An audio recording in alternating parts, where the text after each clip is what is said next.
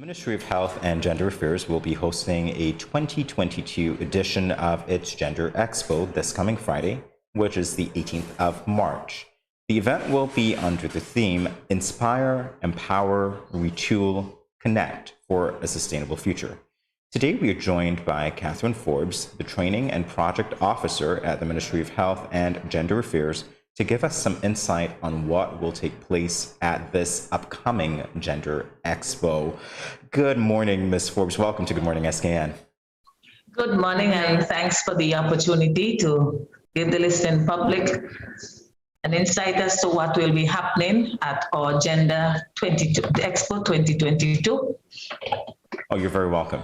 So let's talk about Gender Expos in general and then what's going on for this particular expo. For those of us who might not be au fait with what a Gender Expo is, what should we expect? It's an exhibition of the work that we would have done to empower, and as the theme says, inspire, empower, retool. And the expo is now the opportunity to give those participants an opportunity to connect with persons in the community. Some persons have formed businesses already, and so we are now giving them the opportunity to connect with others so that they can now go forth and launch their business properly.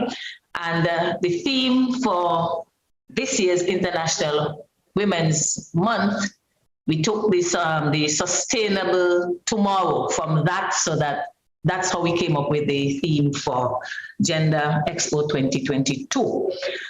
So at Gender Expo 2022, we will be showcasing work done by the Department of Gender Affairs for the past 2 years. We've been working on a number of projects in terms of empowering especially our women folk, but we're not gender biased, so some of the activities, we had men involved in those activities as well, and we put on certain activities especially for men.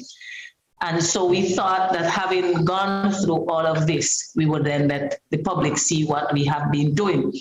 We were forced to push forward some of these programs because, as you know, COVID has hit us and caused many persons not to be in a position because they lost their job.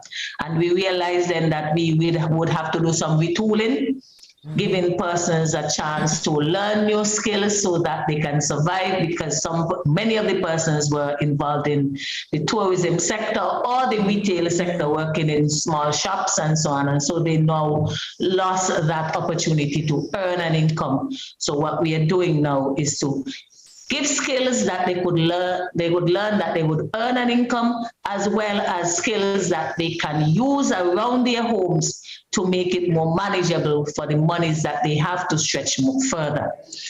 At Gender Expo 2022, we are going to be showcasing 2 boot camps that we had, and out of those 2 boot camps, we had a number of businesses that were formed or in the process of being formed, things like honey production, crop farming, we have some candy floral arrangement, some printing, we have some floral arrangements as well.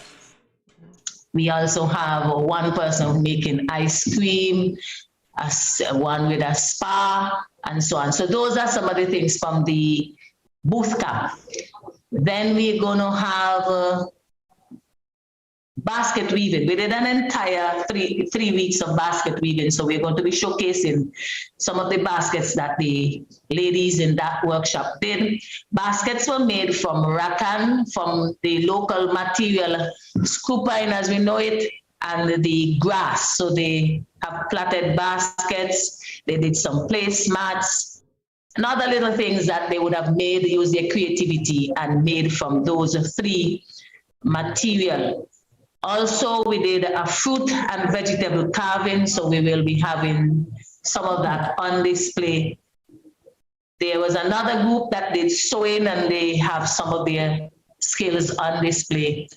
And one of the things that we did, we have what was called a basic home training. And in that basic home training, we have a number of programs. And the first one that we rolled out was a plumbing.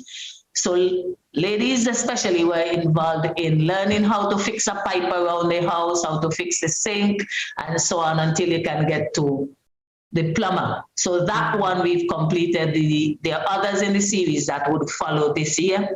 And presently we are doing a millinery, or what we call hat or fascinator workshop, which would conclude on Thursday and would be in time for the display.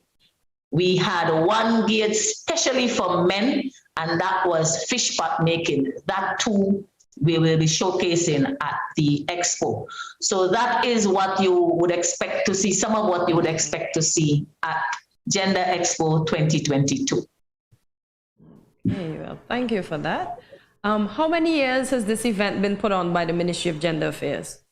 This is our first event, and we are hoping that if not an annual one, we would be able to do it every 2 years, so biannually. Okay. Well, I have to say, I can understand why, because given everything that you stated before, there's a lot of work that went into it, but it does showcase the work that you've been doing behind the scenes. So I have to tell you, I'm very intrigued. I'd be very intrigued to see this in person, because it sounds like it's a lot of work, and the way that you have actually weaved in the theme of empowering and retooling to showcase those projects. It's just phenomenal. As we mentioned, the team is Inspire, Empower, Retool, Connect for a Sustainable Future. Elaborate on that for us. Okay. We have, because of the project, we realized COVID. And prior to COVID, we wanted to look at the Sustainable Development Goals. And so for us to achieve those Sustainable Development Goals, it is important that we look at how we're going to attain those goals. And if we are going to attain those goals, alleviate poverty, for example, gender equality, we now have to equip our women with skills that will catch up to that in those areas that were male dominant. And then we also have to look at the flip side of that. There are some jobs that people think are for women only, but men can also do. So we are looking at the balance between those two. And so we looked at how can we achieve that? And we achieved that by looking at programs that would achieve those goals. At the fish pot making workshop, there was a female. We think fishing, male, but we had a female at the fish pot making workshop. Fruit and vegetable carving, we had one male, we had females. A lot of the fruit and vegetable carving around we've seen so far had been a lot of the males into it. Then we had things like we had another one where we had the plumbing. Plumbing we looked at, that was mainly male dominant. And so we had a number of women being trained in those areas. So whatever we do, we try to achieve that, make sure we are achieving our sustainable development goals and creating that gender balance. Well, I can say that you've done it. You spoke to us briefly about the fact that there were two cohorts and you had a mix of men and women in just about every activity. Yes, every time we do an activity, we allow it might be focused on one gender, but not totally on the gender. So we then have both persons being involved. Well, what we want to know now is, in terms of the people that would be displaying what they've done, their work, they're showcasing their work at the expo. How do you go about selecting these people? Is it that you select them specifically from their participation in previous workshops? Yes, based on their participation. And everybody who participates is open to them. Some persons have participated in more than one of our trainings, so you would see them exhibiting more than one, in more than one display, participating in more than one display. Like there is one participant who went to basket weaving, and that participant is also in the millinery or hat making workshop. Okay. There is somebody as well who would have gone through fruit and vegetable carving, would also be in the hat workshop. And there are persons in boot camp who would have gone to some of these other training, fruit and vegetable carving and basket. So we have some women who are equipping themselves. Every time we put out a training, they are a part of it. And we don't limit persons to how many workshops they can participate in. Awesome. And coincidentally, we have someone from St. Kitts, from our sister island St. Kitts, sent to us by our colleagues at the Gender Affairs in St. Kitts, participating in the hat making workshop this week. Nice. Oh, that's good. Everyone's included. So yes, we try to include everyone as much as possible. Nevis are having, I don't want to say plenty, but Nevis are having numerous events in celebration of Women's History Month. Are there any other events that are scheduled after the Gender Expo? After the Gender Expo? Yeah. Yes, I'll let my assistant secretary give you more of another of my colleagues is here, so they can give you some more. I have most of my colleagues, so thing. But we are inviting you all to just come on over. Come see our displays, come see what we have produced. Mm-hmm. And especially three persons, because 2 persons from the booth camp cohort 2, they're now living in St. Kitts and they operate out of St. Kitts. Okay. Oh, that's good to know. They're close. Yeah, we have a Kwame Adams and a Kenesia Wana. They have pop-up shops every Thursday. Okay. They live over on St. Kitts now. Right. So they will also be at the expo. That's great to know. We only unfortunately have time, Ms. Forbes, for one more question. So what we'll do is that we'll ask you to say to potential patrons of the expo again what it is that we can expect. Okay. The expo is on Friday, the 18th of March, this coming Friday, from 1 p.m. to 6 p.m. at the Malcolm Gishard Recreational Park. Mm-hmm. And it would be showcasing a number of businesses and talents that we would have gone through in terms of our training programs that we would have done: basket weaving, fruit and vegetable carving, fish pot making, plumbing as part of our basic home repairs. We have honey production, we have some crop farming, candy floral arrangement, actual floral arrangement. We have some printing, we have some spa treatment, ice cream making, and the likes. So there's a lot to look forward to. You might even get a little surprise in between.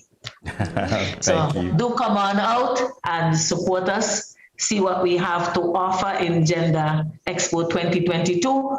It would be worth your while. So we do encourage you to come and support us. Thank you. Is that your permanent secretary there? Yes, she is. Hi, good morning. Hi, I'm actually the assistant. You're the assistant. Very nice to see you, even though you can't see me. Former colleague, I would have to say, but very nice to see you indeed. I wish we had more time to talk with you both, but you know what? The expo is ongoing, so maybe sometime in the near future we will. Thank you so much for being here with us. Thank you also for accommodating us. And I want you to know that on the 24th, we are going to have a panel discussion, and that is between the gender officers in St. Kitts and Nevis. We're putting on a panel discussion about sustainability. And on the 27th, we also have what is called Music and a Message, and that is geared towards the youth. And we are going to talk about some of the social ills, HIV. We are going to be talking about, some of the behaviors that are not so good. So we wanted to speak to the young people about changing this. We want to curb these kind of behaviors, but we wanted to do it in a fun way that would reach them. So we are doing it through music, through the arts. So we are inviting persons to come on out.